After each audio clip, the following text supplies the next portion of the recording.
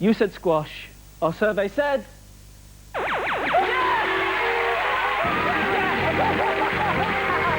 it! They did it! Just in time! Mrs. Jill lit... Where's the keys?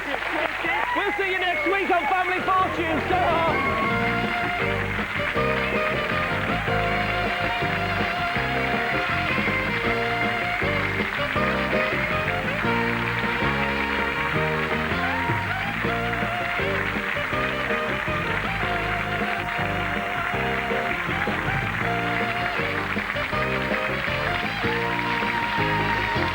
We'll see you next week.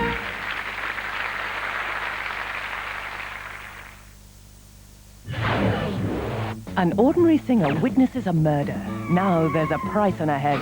$250,000, dead or alive. But there is an answer. I'm gonna put you in the last place on earth if Vince would ever look for you. He's right. I'm a nun. I'm a penguin. People wish to kill you. Anyone who's met you, I imagine. It's a calling. They need me. What for? Moral guidance?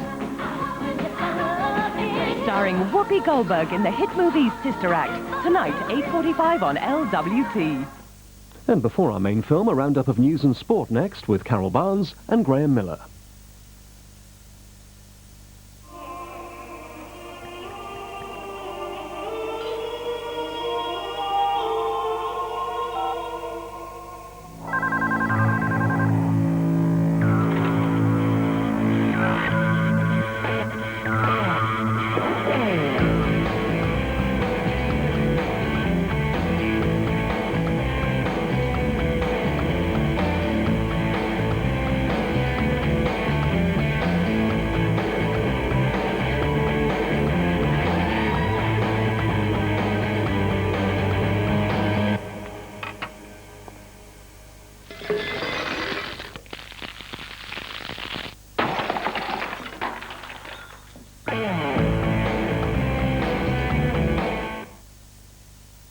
Everywhere you look this Christmas, there's something happening to Windows.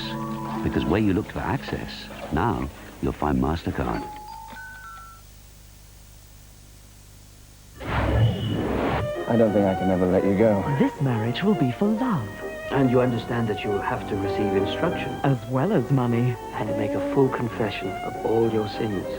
Why should this worry you, my dear Lady Flanders? It's the priest who should worry. Are you sure this won't go any further, Father? Whatever she confesses, there's more to come. I'm not really Lady Flanders at all. God. Mol Flanders, Sunday at 9 on LWT, concluding Monday.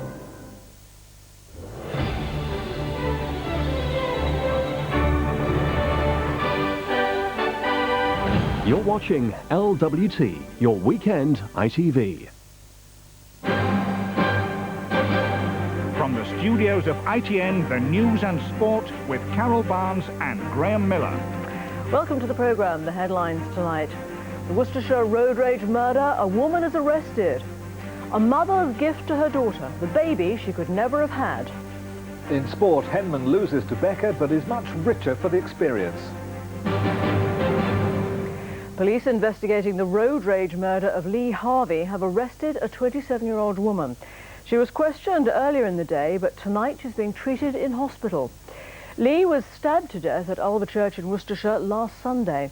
Earlier this week, his fiancée, Tracy Andrews, said he was killed by a passenger in a car that had chased them. Eric McInnes reports. Tonight, police are searching the home Lee Harvey shared with his girlfriend, Tracy Andrews. A team of 8 specialist officers spent several hours here today.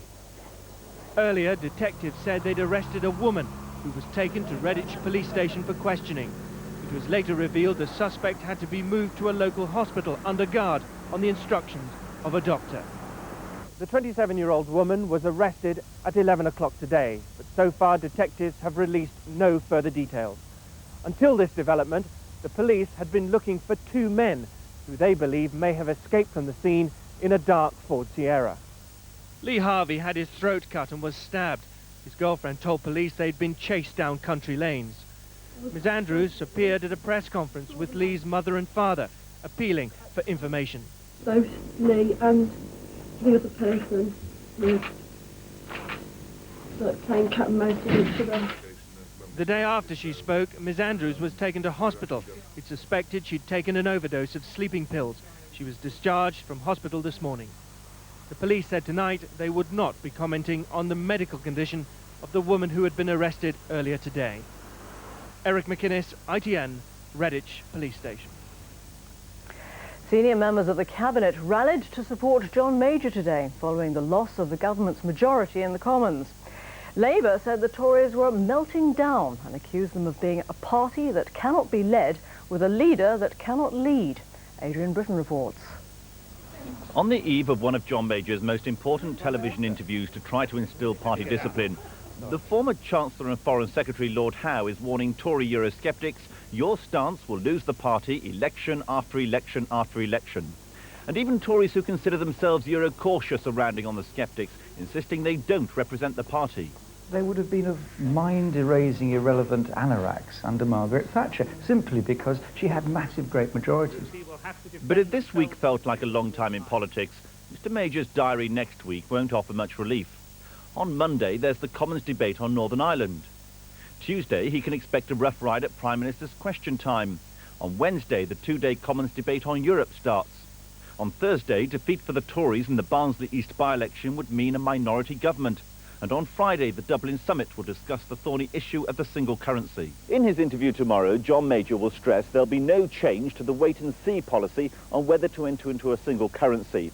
But perhaps a slight shift here. No longer saying we'll wait and see if the economic rules are right for Britain to enter, but we'll wait to see if those economic rules have been fudged. And to the Eurosceptics, that might be his saving grace. Adrian Britton, ITN, Westminster.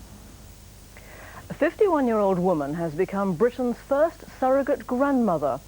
Edith Jones agreed to carry her daughter's child because her daughter doesn't have a womb. A spokesman said tonight that the whole family is delighted. Here's Ian Glover-James.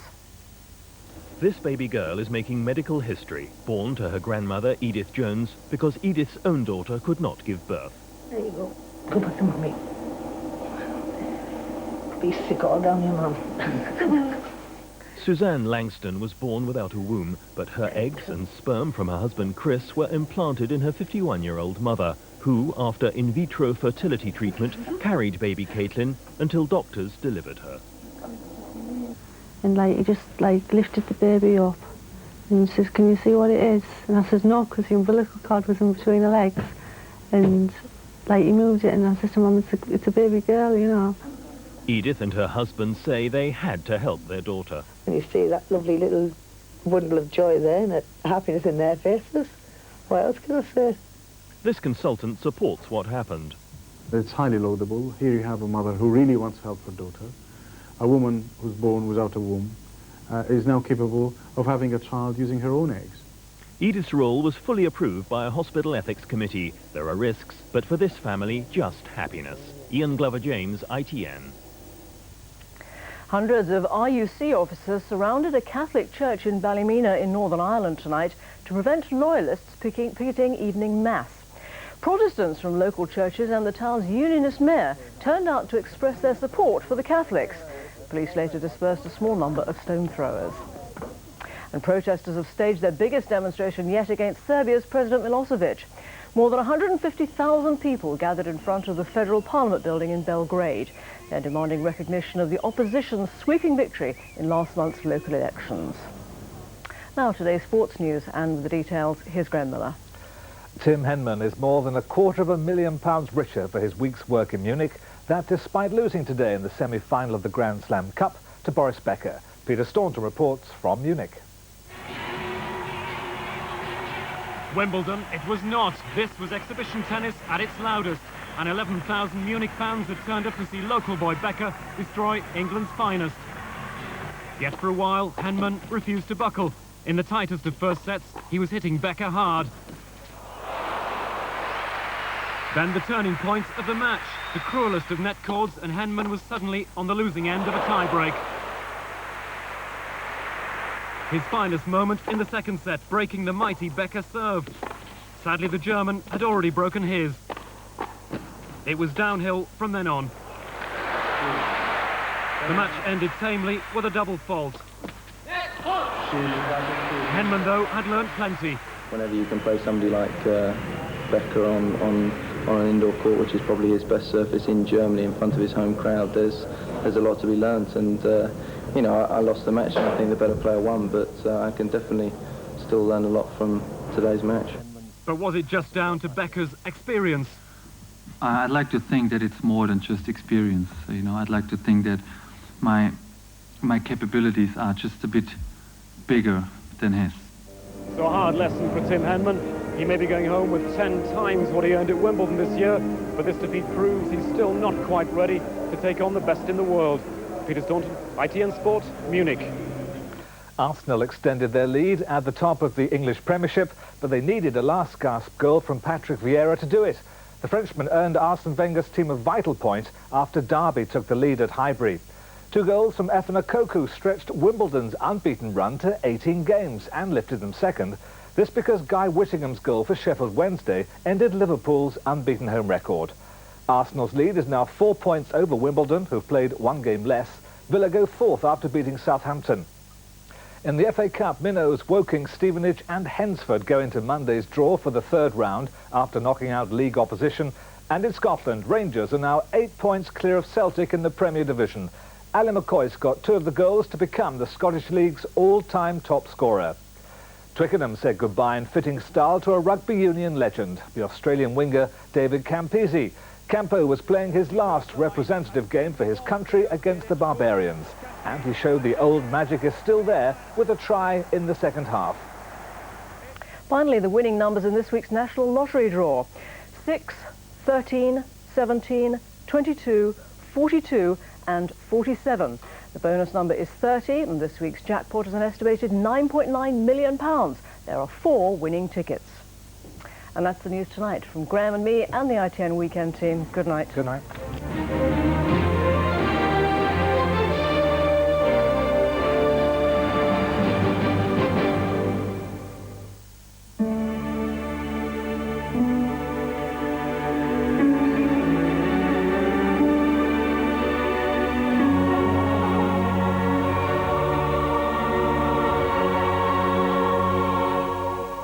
Hello, good evening. If you've seen the sun today, you've been fairly lucky. For most of us, it's been grey and misty, with a thicker cloud in the north producing some patchy rain, and things really aren't going to change very much in the next 24 hours.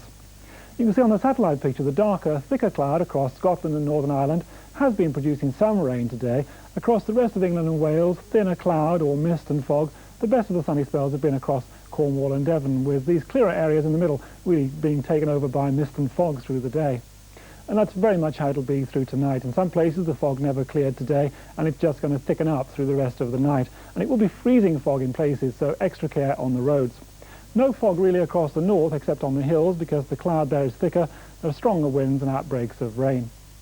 Pretty much the same to start the day tomorrow, a grey start for most of us, but gradually through the day the fog will thin a little in places, 1 or 2 brighter spells coming through, but really I think the fog staying all day in some central parts of England and Wales.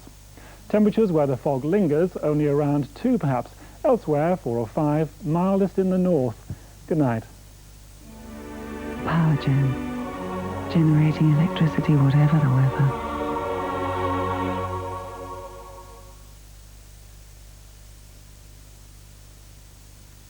Next week, GMTV discovers how what was once a sleepy tea-time family show has become a sizzling, sexy, controversial soap.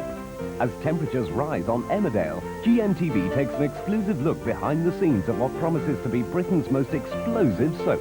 An Emmerdale special, next week on GMTV.